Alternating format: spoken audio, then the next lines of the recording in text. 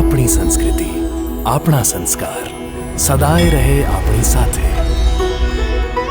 ભારતના મહાન ગ્રંથો અને કવિતાઓનો સંપૂર્ણ સંગ્રહ. સબસ્ક્રાઇબ કરો તિલક.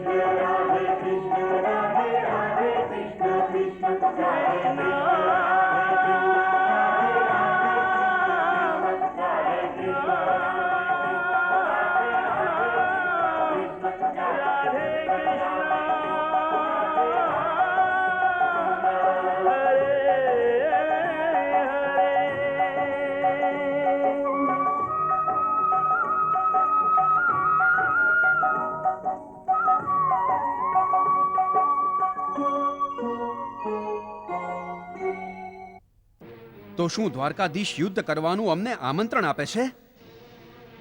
અને જો એમ જ હોય તો અમે પારિજાતની રક્ષા માટે યુદ્ધ કરવા પણ તૈયાર છીએ.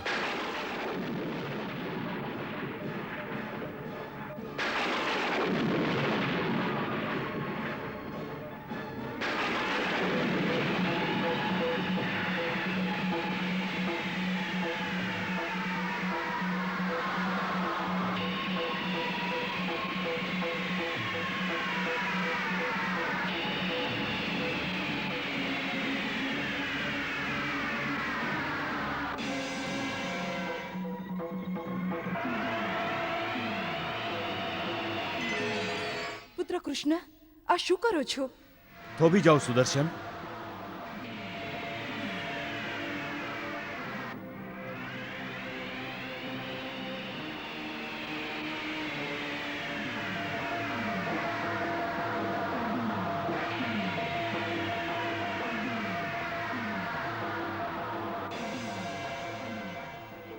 હું આપને પારિજાતનું વૃક્ષ આપું છું, પરંતુ એની શરત એટલી જ હશે કે જેવું સત્યભામાનું પુણ્યક વ્રત પૂરું થશે એ પાછું દેવલોકમાં આવી જશે. આપની આજ્ઞા શિરોધાર્ય છે દેવમાતા. મને ક્ષમા કરો દ્વારકાધીશ, ક્ષમા કરો, ક્ષમા કરો પ્રભુ. લો દેવરાજ, હું આપનું વજ્ર પાછું આપું છું.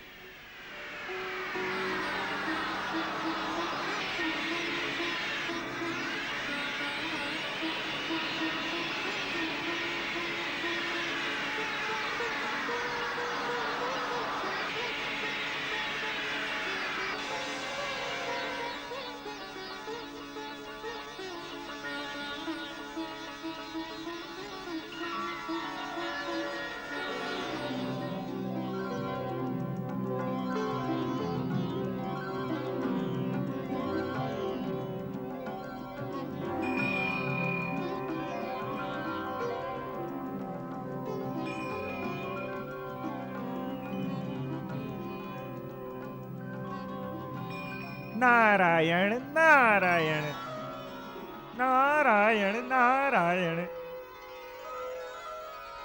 દેવર્ષિ, નારાયણ નારાયણ.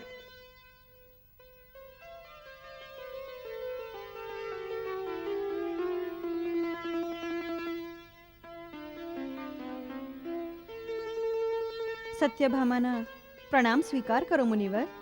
સૌભાગ્યવતી ભવ. આવો, આસન ગ્રહણ કરો. કહો ઋષિરાજ, આ દાસી આપની શું સેવા કરે? દેવી સત્યભામા, હું તો આપને વધાઈ આપવા આવ્યો છું. કઈ વાતની? આપના પતિદેવે દેવરાજ ઇન્દ્ર પાસેથી પારિજાત પ્રાપ્ત કર્યું છે અને હવે એ દિવ્ય વૃક્ષને લઈને દ્વારિકા તરફ જ આવે છે. સાચે દેવર્ષિ? હા દેવી, ઇન્દ્રએ પારિજાતનું વૃક્ષ એમને આપી દીધું? પોતાની ઈચ્છાથી તો નહીં, પરંતુ એમને આપવું પડ્યું. અર્થાત? અર્થાત એ કે ભગવાન શ્રી કૃષ્ણે ઇન્દ્ર સાથે યુદ્ધ કરવું પડ્યું. બહુ જ ભીષણ યુદ્ધ થયું અને એક સમય તો એવો આવ્યો જ્યારે લાગ્યું કે ભગવાન શ્રી કૃષ્ણે કદાચ દેવરાજની હત્યા પણ કરવી પડે. પછી? નારાયણ નારાયણ. ત્યારે દેવ માતા અદિતિએ બંનેની વચ્ચે પ્રગટ થઈને યુદ્ધ રોકી લીધું. પછી? પછી શું? દેવ માતા અદિતિએ દેવરાજ ઇન્દ્રને સમજાવ્યા કે દેવતાઓને નરકાસુરના આતંકથી બચાવવા માટે જે સત્યભામાએ જીવની બાજી લગાડી દીધી હતી, આ એ જ સત્યભામાએ પુણ્ય વ્રતનો સંકલ્પ કર્યો છે, જે વ્રતને અનુષ્ઠાનથી નારીને જીવનભર પોતાના પતિનો પૂર્ણ પ્રેમ પ્રાપ્ત થાય છે. એ જ વ્રતના અનુષ્ઠાનથી એને આ સિદ્ધિ પ્રાપ્ત થાય છે કે જ્યાં સુધી જીવશે એના પતિનો છાંયડો એના માથા પર કાયમ રહેશે. એ સૌભાગ્યવતી રહેશે. પોતાના પતિના પ્રેમભર્યા વડલાની છાયામાં જ એનો અંત થશે. ત્યારે એમણે દેવરાજ ઇન્દ્રને જણાવ્યું કે આવા મહાન વ્રત માટે પારિજાતની પરમ આવશ્યકતા હોય છે, કેમ કે આ વ્રત પારિજાતની નીચે જ સિદ્ધ થાય છે. ત્યારે એણે દેવરાજ ઇન્દ્રને વળીને પૂછ્યું કે જ્યારે આજે દેવી સત્યભામા એ મહાન વ્રતનું અનુષ્ઠાન કરવા માંગે છે, એ જ સત્યભામા જેણે તમારે માટે પોતાના પ્રાણની ચિંતા પણ ન કરી, તો પછી તમે કયા મોઢે એમને પારિજાતનું વૃક્ષ આપવાની ના પાડો છો? આ કૃતજ્ઞતા નથી તો શું છે? પછી? નારાયણ નારાયણ. પછી શું દેવી? પછી તો દેવરાજ ઇન્દ્ર દેવ માતા અદિતિના આદેશ સામે વિવશ થઈ ગયા અને એમણે સ્વીકાર કર્યું કે શ્રી કૃષ્ણ એ વ્રતની અવધિ સુધી પારિજાતનું એ દિવ્ય વૃક્ષ ધરતી પર લઈ જઈ શકે છે. વ્રતની અવધિ સુધી? એનો અર્થ તો એ થયો કે પુણ્યક વ્રતની પૂર્તિ પશ્ચાત એ પારિજાતનું વૃક્ષ લઈ જશે? હા દેવી, એ તો પરમ આવશ્યક છે અને એ બરાબર પણ છે. કેમ? કેમ કે એ પ્રકૃતિના નિયમની વિરુદ્ધ થશે કે દેવલોકની વસ્તુઓ ધરતી પર લાવવામાં આવે. પછી દેવલોકની મર્યાદા કઈ રીતે રહેશે? પરંતુ દેવી સત્યભામા, જરા એ વિચારો, આમાં આપની કેટલી મોટી જીત થઈ છે. જે આજ સુધી કોઈ પણ યુગમાં ચમત્કાર ન થઈ શક્યો, ત્યાં સુધી કે દેવી પાર્વતી માટે પણ જે ન થઈ શક્યું એ આપને માટે કરી બતાવ્યું શ્રી કૃષ્ણએ. આનાથી સિદ્ધ થાય છે કે શ્રી કૃષ્ણ આપને સર્વાધિક પ્રેમ કરે છે. નહીં તો એ આ કામ બીજા કોઈના કહેવાથી ક્યારેય ન કરત. જો દેવી રૂકમણી એમની પાસે આ માગત તો પણ એ પારિજાતનું વૃક્ષ ન લાવત? દેવી રૂકમણી માટે આવું કરવાનો તો પ્રશ્ન જ નથી ઉઠતો. કેમ? કેમ કે દેવી રૂકમણી ક્યારેય આવી અશક્ય માંગ કરવાનું સાહસ જ ન કરત. આજે આપે એમના એક ફૂલના બદલામાં આખું પારિજાતનું વૃક્ષ જ માંગી લીધું. એ તો કેવળ આપની જ હિંમત હતી દેવી. સાચું કહ્યું દેવર્ષિ. આટલી મોટી વસ્તુ માગવા આટલી બધી હિંમત પણ હોવી જોઈએ. આ તો આત્મવિશ્વાસની વાત છે. અવશ્ય દેવી, અવશ્ય. દરેક મહાન કામ માટે આત્મવિશ્વાસની પરમ આવશ્યકતા છે. પરંતુ આ આત્મવિશ્વાસ છે બહુ જ ભયાનક વસ્તુ. કેમ? કેમ કે આત્મવિશ્વાસ અને અહંકારમાં બહુ જ ઓછું અંતર છે. ઘણીવાર મનુષ્ય જેને પોતાનો આત્મવિશ્વાસ સમજે છે એ વાસ્તવમાં એનો અહંકાર જ હોય છે. પરંતુ આ સર્વ તો આપ સારી રીતે સમજો છો, એટલે આપને સમજાવવાની શું આવશ્યકતા છે? હવે આપ આપના પુણ્યક વ્રતના અનુષ્ઠાનની તૈયારી કરો દેવી. પરંતુ એ વ્રતનું અનુષ્ઠાન તો આપના જ માર્ગદર્શનમાં થશે મુનિવર. એ વખતે તો આપે આવવું જ પડશે. અવશ્ય દેવી, જ્યારે આપ કહેશો આવી જઈશ. નારાયણ નારાયણ.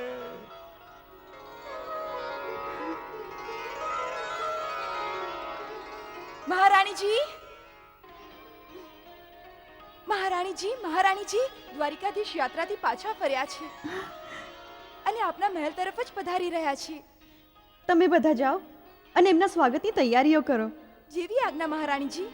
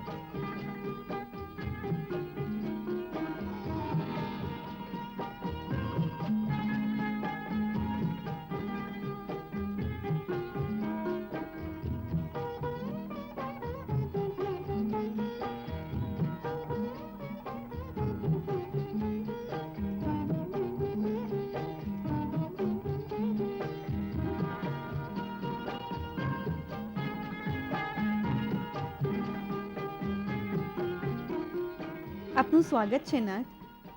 આવો, પધારો. અહીંયા બિરાજો.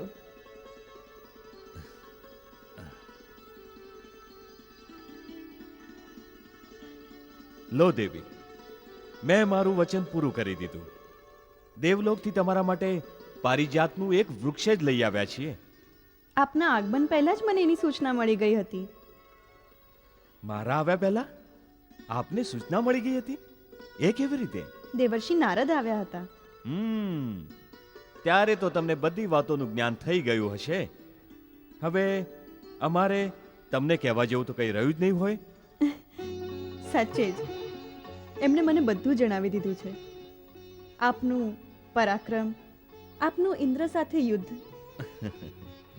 આપની શિવ પૂજા અને યુદ્ધમાં દેવમાતા અદિતિનું મધ્યસ્થ બનીને આવવું. એમણે મને બધું જ જણાવી દીધું છે અને હું આપના વિજયથી અતિ પ્રસન્ન છું. અમારા વિજયની પ્રસન્નતા છે કે પોતાના વિજયની? દ્વારકાધીશ, આપ બહુ જ ચતુર છો.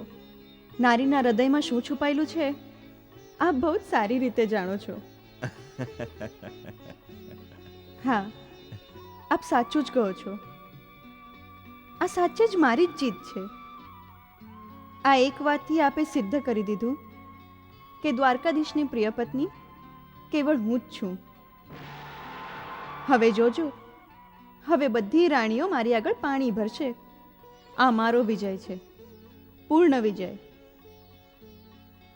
હવે મને બીજું કંઈ જ નથી જોઈતું. મને હવે એ વાતની પણ ચિંતા નથી કે પારિજાતનું વૃક્ષ થોડો સમય જ મારી પાસે રહેશે. મારો ઉદ્દેશ પૂરો થયો. હવે જો આપ ઈચ્છો તો પારિજાતનું વૃક્ષ કાલે જ પાછું આપી દો. દેવી, આવો અનર્થ ન કરતા. જગમાં હાસી થશે. આ પારિજાતનું વૃક્ષ તમારા પુણ્યક વ્રતને માટે પ્રદાન કરવામાં આવ્યું છે. વ્રત કર્યા વગર પાછું આપી દેશો તો લોકો આપણા બંને પર હસશે. બધા એમ કહેશે કે સત્યભામા કૃષ્ણને કઠપૂતળીની જેમ પોતાની આંગળીઓ પર નચાવી રહી છે. શું કહ્યું? કઠપુતળી? હા, કઠપૂતળી. અને કઠપૂતળી નહીં કહે તો દાસ પણ કહી શકે છે. દાસ? હા, પત્નીનો દાસ. હા, આપને કોઈ મારા દાસ કે એ સાંભળતા પહેલા તો સારું થશે. હું આપના શ્રી ચરણોમાં મારા પ્રાણ ત્યાગું. જે ચરણોની હું દાસી છું એ જ ચરણોમાં મુક્તિ પામું. આજ મારી અંતિમ ઈચ્છા છે. જે લોકોની આપ વાત કરો છો એ શું જાણે કે આપની અને મારી પ્રીત કેટલી ઊંડી છે. મારા હૃદયના સ્વામી, મારા ઈશ્વર, મારા પતિ, મારા પ્રાણ, સર્વ આપ છો. વિશ્વાસ રાખો, મારાથી અધિક પ્રેમ આપને કોઈ નથી કરતું. હા, ક્યારેક હું હઠ કરું છું તો એનો અર્થ બીજો નહીં. કેવળ મારા ગહન અને અમર પ્રેમના જોર પર પોતાના પ્રેમનું મૂળ માગું છું. સંસારને દેખાડવા માટે કે જુઓ, મારા ગૂઢ પ્રેમને બદલે મારા કનૈયા પાસેથી મને સંપૂર્ણ પ્રેમ મળ્યો છે. એટલો જેટલો બીજા કોઈને નથી મળ્યો. આ જીત મારી નથી, મારા પ્રેમની છે, જેનો કેવળ એટલો જ અર્થ છે કે મારા પ્રેમને બદલે આપ મને પ્રેમનો એવો ઉપહાર આપો જે બીજા કોઈ પાસે ન હોય. અને પ્રેમની એ જ જીત પર હું ગર્વ અને અહંકાર સાથે માથું ઊંચું કરીને બધાની સામે ઊભી રહેવા માંગુ છું. બસ. સત્યભામા, તે કેટલી સુંદર વાત કરી. મારું હૃદય ગદગદ થઈ ગયું છે. પરંતુ પાછું પરંતુ શું? નહીં, કઈ નહીં. બસ હું આમ જ વિચારી રહ્યો હતો. લોકો મને કયા કરે છે કે પ્રેમમાં આપવાનું જ હોય છે, લેવાનું નહીં. સમર્પણમાં અધિકાર કેવો અને પ્રેમમાં ગર્વ શું કામ? દર્પ કેવો, અહંકાર શું કામ? આ બધી ધારણાઓ તો ખોટી જ હશે ને? એકદમ ખોટી. આવી વાતો તો એ જ કરે છે જેમણે કોઈ દિવસ પ્રેમ નથી કર્યો. એ પ્રેમના ગર્વને શું જાણે? આપના વિશે પણ હું એમ જ સાંભળું છું ને કે આપને કોઈનો મોહ નથી, કોઈ માટે પ્રેમ નથી, નિર્લિપ્ત, નિર્મોહી, યોગેશ્વર શ્રી કૃષ્ણ. એટલે જ આપને આ વાત કેવી રીતે સમજાશે કે પ્રેમના અહંકારમાં કેટલો આનંદ છે? તે બિલકુલ સાચું જ કહ્યું સત્યભામા. હવે મને ખબર પડી કે પ્રેમમાં અહંકારની આનંદની વાતો કેમ મને નથી સમજાતી. વાસ્તવમાં આ જે સંન્યાસી, યોગી, નિર્મોહી લોકો હોય છે ને, એમને પ્રેમ બેમનું કોઈ જ્ઞાન જ નથી હોતું. બહુ જ અજ્ઞાની લોકો હોય છે.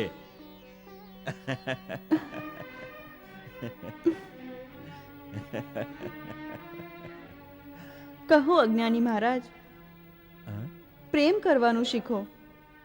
જુઓ મારી સામે અને વિશ્વાસ કરો કે હું આપ પર ક્રોધ કરી શકું, હઠ કરી શકું, પરંતુ એક પળનો પણ વિરહ સહન નથી કરી શકતી. જો આપને કોઈ લઈ જાય તો આપના ચરણોના સમ મારા પ્રાણ પણ આપની સાથે જ જશે. હું એ જ સમયે મારો જીવ ત્યાગી દઈશ. આવી શુભ ઘડીમાં આવી અશુભ વાતો શું કામ કરી રહ્યા છો દેવી? હવે તો તમારે પોતાના પુણ્યક વ્રતના અનુષ્ઠાનનું આયોજન આરંભ કરવું જોઈએ. તમારા પ્રેમની આટલી મોટી જીત થઈ છે, એનું આયોજન પણ એટલું જ મોટું થવું જોઈએ ને. તમારા પુણ્યક વ્રતનું અનુષ્ઠાન ધૂમધામથી થવું જોઈએ ને. એ જ તો હું કરું છું કે મારા પુણ્યક વ્રતનું અનુષ્ઠાન એવું થશે કે જે કોઈએ ન જોયું હશે ન સાંભળ્યું હશે. એ માટે મેં સ્વયં દેવર્ષિ નારદને પ્રાર્થના કરી છે કે એવું જ મારા વ્રતનું પૂર્ણ વિધિ સાથે આયોજન કરે. એમણે સ્વીકાર કરી લીધો? હા. બસ, તો થઈ ગયું તમારું કામ. એ તો સમસ્ત વિધિઓના જ્ઞાતા છે, પરંતુ જેવું એ કહે એવું જ કરજો. અન્યથા એ ઋષિ બહુ જ મનમોજી છે, વચ્ચેથી છોડીને ચાલ્યા જશે. એવું કઈ રીતે બની શકે? આ કૃષ્ણ પત્ની સત્યભામાનું વ્રત છે, કોઈ એને છોડીને નહીં જાય. બસ આપ જુઓ કે વ્રતનું શુભારંભ કેવો થાય છે. આપનો સંકલ્પ સફળ થાવ. તથાસ્તુ.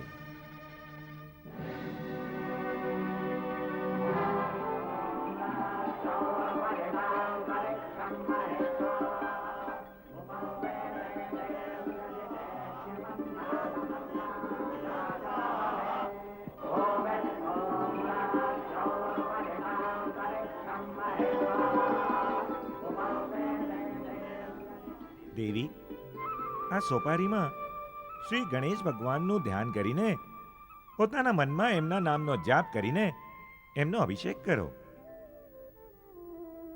ગણપતિ આદિ અને અંતના સ્વામી છે, એ વિઘ્ન વિનાશક છે. એટલે એમને મનમાં પ્રાર્થના કરો કે આપનું આ મહાન પુણ્યક વ્રત આદિથી અંત સુધી નિર્વિઘ્ન રીતે સંપન્ન થાય.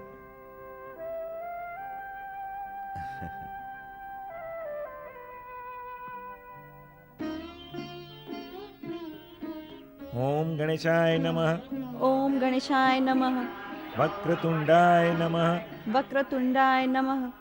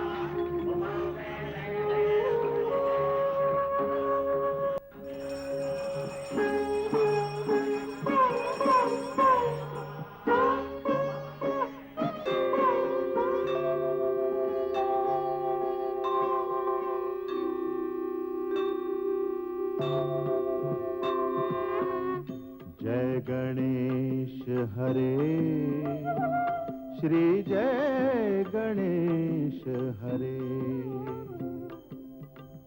जय गणेश हरे श्री जय गणेश हरे जय गणेश हरे श्री जय गणेश हरे वक्रतुंड महाकाय सूर्यकोटि समप्रभ निर्विघ्नं कुरु मे देव सर्वकार्येषु सर्वदा जय गणेश हरे जय गणेश हरे श्री जय गणेश हरे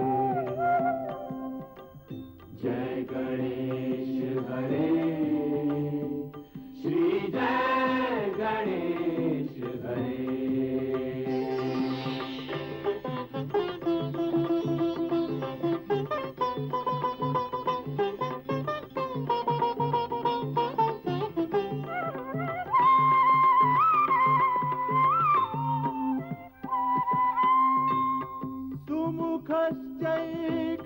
सुमुखश्चैकदन्तश्च कपिलो गजकर्णकः लम्बोदरश्च विकटो विघ्ननाशो गणाधिपः जय गणेश हरे जय गणेश हरे श्री जय गणेश हरे जय गणेश हरे श्री जय गणेश हरे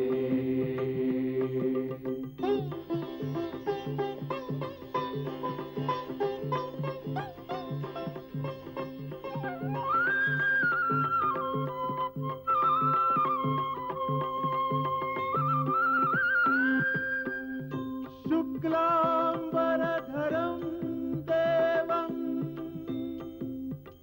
शशिवर्णं चतुर्भुजं प्रसन्नवदनं ध्यायेत्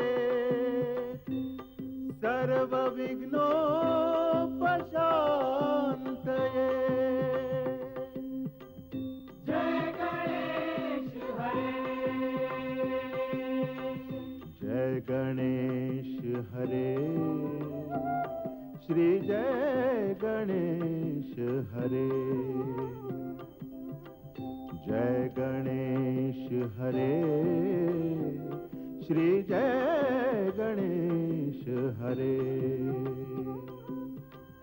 जय गणेश हरे जय गणेश श्री जय गणेश हरे जय गणेश हरे श्री जय गणेश हरे श्री जय गणेश श्री जय गणेश हरे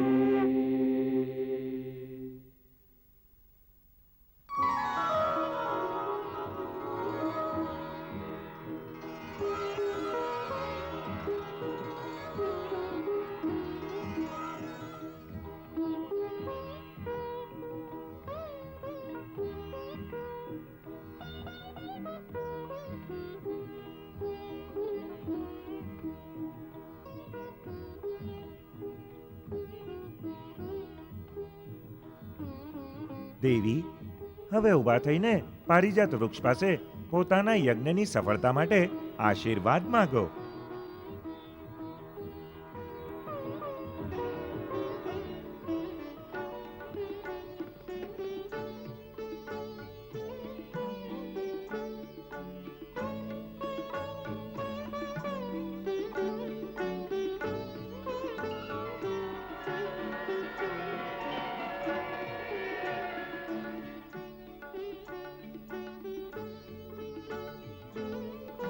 હે કલ્પતરુ નંદન, વૃક્ષરાજ, દિવ્ય પારિજાત, દેવી સત્યભામા, આપની છાયામાં એ પુણ્યક વ્રતનો યજ્ઞ અને અનુષ્ઠાન કરવા ઈચ્છે છે, જેની પૂર્તિથી નારીને પોતાના જીવનના અંતિમ શ્વાસ સુધી પોતાના પતિનો પૂર્ણ પ્રેમ પ્રાપ્ત થાય છે. એટલે આપ પ્રસન્ન થઈને એમને આપની છાયામાં યજ્ઞ કરવાની આજ્ઞા આપો અને એમને એમની મનોકામનાની સિદ્ધિના આશીર્વાદ પ્રદાન કરો.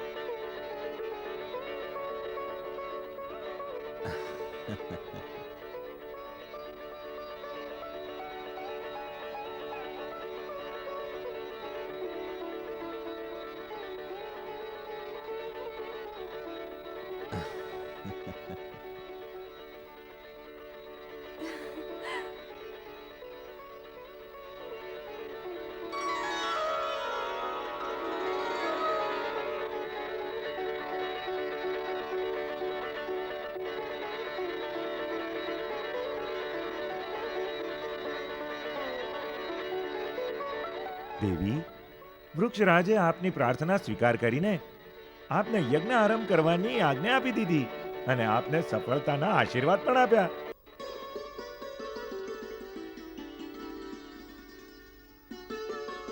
હવે આપ યજ્ઞનો સંકલ્પ કરો.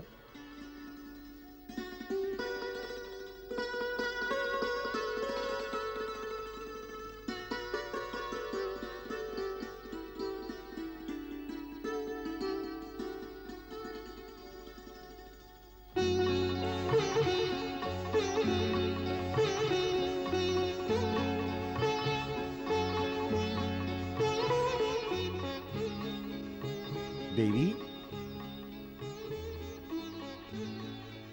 આ યજ્ઞના વિધાન અનુસાર સંકલ્પ કરતી વખતે કંઈક દાન પણ કરવું પડે છે. દાન? હા, દાન. કહો, શું દાન કરું અને કેટલું દાન કરું? કેટલું દાન કરવાની વાત નથી દેવી. દાનનું મહત્વ અથવા દાનનું મૂલ્ય માત્રાથી નથી તોળાતું, ભાવનાથી તોળાય છે. અર્થાત? નારાયણ નારાયણ. અર્થાત એમ કે આ મૃત્યુલોક વાસ્તવમાં કર્મલોક છે. અહીંયા કર્મ કરવાથી આ પ્રકારે યજ્ઞ અને વ્રત આદિથી ધાર્મિક કર્મોનું ફળ અવશ્ય મળે છે, સિદ્ધિઓ પણ મળે છે. પરંતુ અહીંયા વગર મૂલ્યે મફતમાં કંઈ નથી મળતું. દરેક ફળની ફળ સિદ્ધિની કિંમત કોઈ પણ બીજા રૂપમાં આપવી જ પડે છે. તો જ્યારે માનવ કોઈ વ્રત અથવા અનુષ્ઠાન દ્વારા પોતાના ભાગ્યથી અધિક પામવા માંગે છે, તો એને કોઈ બીજા સ્વરૂપે એના જેટલી જ કિંમત આપવી પડે છે. દાન આપવાનો આ જ ભાવ છે. તો બોલો, મારી કામના સિદ્ધિ માટે મારે કેટલી કિંમત આપવી પડશે? કેટલું સોનું, કેટલા રત્ન, આભૂષણ, જે જોઈએ જેટલું જોઈએ હું એનું દાન કરવા તૈયાર છું. પુણ્યક વ્રતની સિદ્ધિ માટે દાન કરવાનું એવું વિધાન છે કે જે વસ્તુ આપને સૌથી અધિક પ્રિય હોય એનું જ દાન કરવું પડે છે. તો આપ એ કહો કે આ સંસારમાં શું આપને હીરા મોતી, આભૂષણ, સોનું આ બધું જ અધિક પ્રિય છે?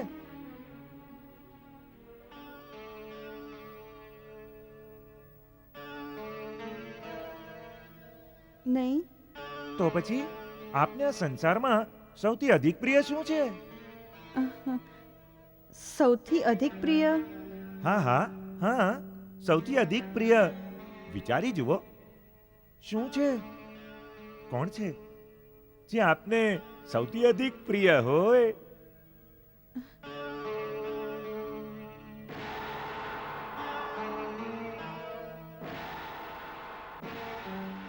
મને આ સંસારમાં સૌથી અધિક પ્રિય કેવળ એક જ છે. કોણ કોણ? મારા પતિ દ્વારકાધીશ. નારાયણ નારાયણ. તો બસ નક્કી થઈ ગયું દેવી. હા, આપે મને દ્વારકાધીશનું દાન કરવું પડશે. હા. હા.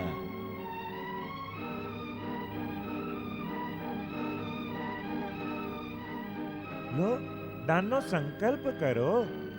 દ્વારકાધીશનું દાન? દેવર્ષિ, આ તમે શું કહો છો? હું એટલા માટે જ તો આ વ્રત કરું છું કે મને મારા પતિનો સૌથી અધિક પ્રેમ મળે, અને હું એમનું જ દાન દઈ દઉં તો હું એમનો પ્રેમ કેવી રીતે પામીશ? આપની દાનની આ કેવી રીત છે? આ દાનની રીત નથી દેવી, આ મૃત્યુલોકની રીત છે. જે માનવ જેટલું અધિક પામવાની ચેષ્ટા કરે છે એને એથી અધિક આપવું પડે છે. આ જ કર્મલોકનું વિધાન છે.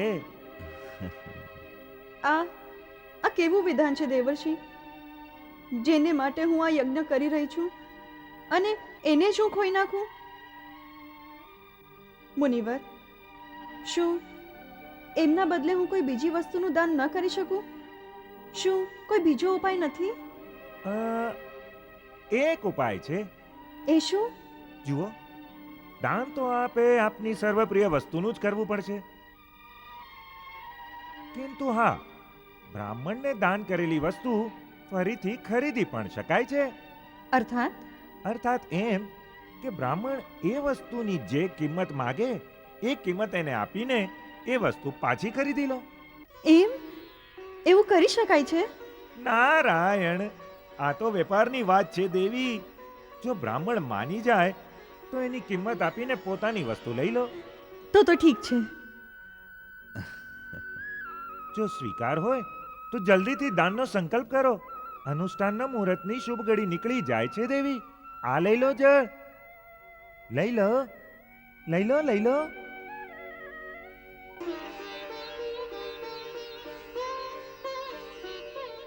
હવે બોલો, પોતાના સાર્થક વ્રતની સિદ્ધિ માટે હું કૃષ્ણ પત્ની સત્યભામા હું કૃષ્ણ પત્ની સત્યભામા મારા પુરોહિત બ્રહ્મપુત્ર નારદને મારા પુરોહિત બ્રહ્મપુત્ર નારદને મારા પતિનું દાન કરું છું. મારા પતિનું દાન કરું છું. હવે આ જળ દ્વારકાધીશ પર છાંટી દો.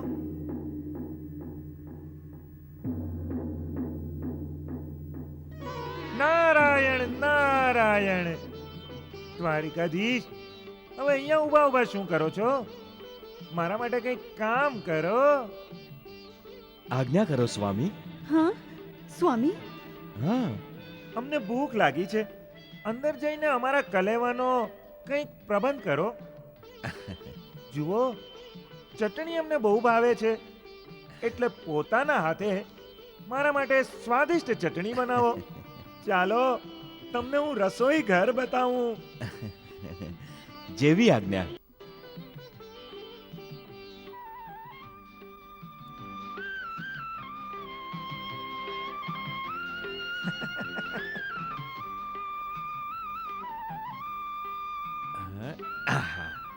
ચાલો સ્વામી.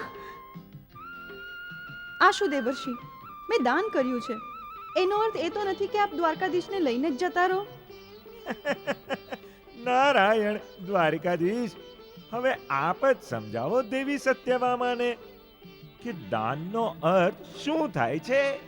દાનનો અર્થ તો એ જ થાય છે મુનિવર, જે તમે કહો છો. હવે તમે મારા સ્વામી છો અને હું તમારો દાસ. હા? જે તમે કહેશો એ જ કરવાનો મારો ધર્મ છે. એવું કેવી રીતે બની શકે? મારી હયાતીમાં આપ કોઈના દાસ ન થઈ શકો. પરંતુ આપે તો દાન કરીને મને. જો દાનનો આ જ અર્થ છે તો મારે નથી કરવું દાનમાન. દાન નહીં કરો તો આપનું આ પુણ્ય વ્રત કઈ રીતે સફળ થશે? નારાયણ નારાયણ, બધી રાણીઓમાં સૌથી અધિક પ્રેમ આપને પછી કઈ રીતે મળશે દેવી?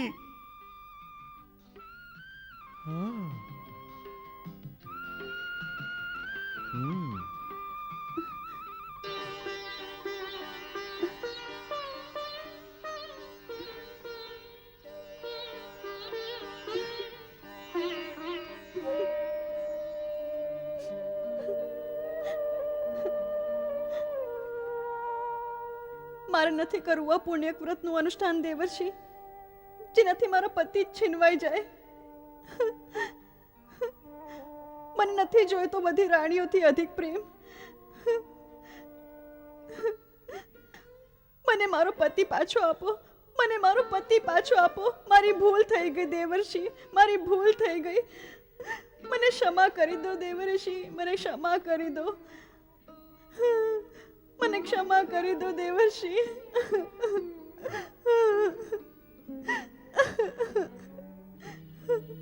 હવે શું આજ્ઞા છે પ્રભુ? હવે તો એમનો અહંકાર તૂટી ગયો, છોડી દઉં? નહીં દેવર્ષિ નહીં, હજી અહંકાર નથી તૂટ્યો. હજી તો કેવળ ઈર્ષાની દિવાલ તૂટી છે. હમ. મને ક્ષમા કરી દો દેવર્ષિ. આ કેવળ ભાવનાઓનો ઉભરો છે. આ ભાવુકતાના આંસુ છે જે મનનો ઉપરનો મેલ ધોઈ રહ્યા છે. પરંતુ મનના ઊંડાણમાં જે અંતર્મન છે, અહંકારની જડ તો ત્યાં સુધી ફેલાયેલી છે. આપણે તો અહંકારની જડને ઉખેડવાની છે. જેવી આપની આજ્ઞા પ્રભુ. એમ તો આ બંને મળીને નાટક કરી રહ્યા છે. મારું દાન પાછું આપી દો દેવર્ષિ, મારું દાન પાછું આપી દો. એ કઈ રીતે બની શકે દેવી? આપેલું દાન કઈ પાછું લઈ શકાય છે કે? અને પાછું દ્વારકાધીશ જેવી અલૌકિક વસ્તુનું દાન પામીને એને પાછું આપી દઉં? હું એટલો મૂર્ખ નથી દેવી. જાઓ, તમારા યજ્ઞની તૈયારી કરો. હું જરા રસોડામાં જઈને જલપાન કરી આવું. ચાલો દ્વારકાધીશ, ચાલો. ચાલો સ્વામી. મેં કહ્યું ને મારે નથી કરવો કોઈ યજ્ઞ. ઠીક છે, મને પણ આવા યજમાનના પુરોહિત બનવાનો કોઈ શોખ નથી, જે પોતાના વચન પર સ્થિર નથી. ક્યારેક દાન કરે છે, ક્યારેક દાન પાછું માંગે છે. તો તમારી ઈચ્છા હોય તો યજ્ઞની દીક્ષા લઈ લો, નહીં તો આ બ્રાહ્મણોને દક્ષિણ આપીને વિદાય આપો. ચાલો ભાઈ, આપણે રસોડામાં જઈને જલપાન કરીએ. ચાલો. જી સ્વામી. અરે શું કરો છો સ્વામી? ગુસ્સો કરશે. છોડો. સ્વામી, અરે ભાઈ, સ્વામી! કેમ રોકાઈ ગયા? જલ્દી ચાલો, ચટણી અરે વાટવાની સ્વામી! બાકી છે. ચાલો. નહીં સ્વામી. અરે ગુસ્સો અરે, કરશે. જલ્દી ચાલો. સ્વામી! છોડો. અરે ચાલો. અરે દેવી, સ્વામી, છોડો ગુસ્સો એમને. કરશે. નારાયણ નારાયણ, જલ્દી ચાલો. સ્વામી, હા છોડો. અરે હવે એ તમારા સ્વામી નથી, અરે છોડો, અમારા છોડો દાસ છે. ચાલો છોડો, જલ્દી. હા. ચાલો. નારાયણ નારાયણ, અંદર જઈએ. નારાયણ નારાયણ, ચાલો અંદર ચાલો. નારાયણ નારાયણ, નારાયણ નારાયણ, નારાયણ નારાયણ, નારાયણ નારાયણ, નારાયણ નારાયણ.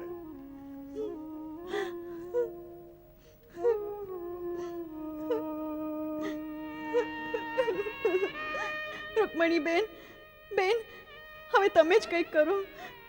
ન મુનિરાજ મારું કંઈ સાંભળે છે, ન દ્વારકાધીશ. એમને રોકો બેન, એમને રોકો.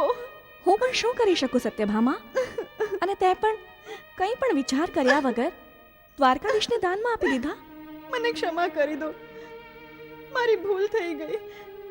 ઈર્ષાથી હું આંધળી થઈ ગઈ હતી. મને ક્ષમા કરી દો. હું જાણું છું આપની વાત ન મુનિરાજ ટાળશે કે ન દ્વારકાધીશ. આ સમસ્યાનું સમાધાન કેવળ આપ જ કરી શકશો બેન. હું આપની નાની બેન છું. મેં ઈર્ષાવશ પોતાના સ્વાર્થ માટે તમારી સ્પર્ધા કરી. મારી ભૂલને ક્ષમા કરી દો બેન, મને ક્ષમા કરી દો.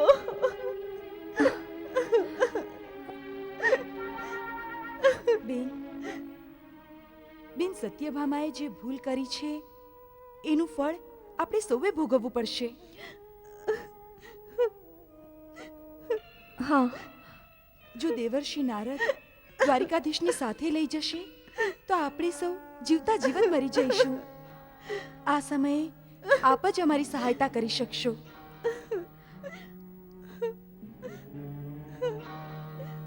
ચાલો જોઈએ શું થઈ શકે એમ છે. ચાલો. Krishna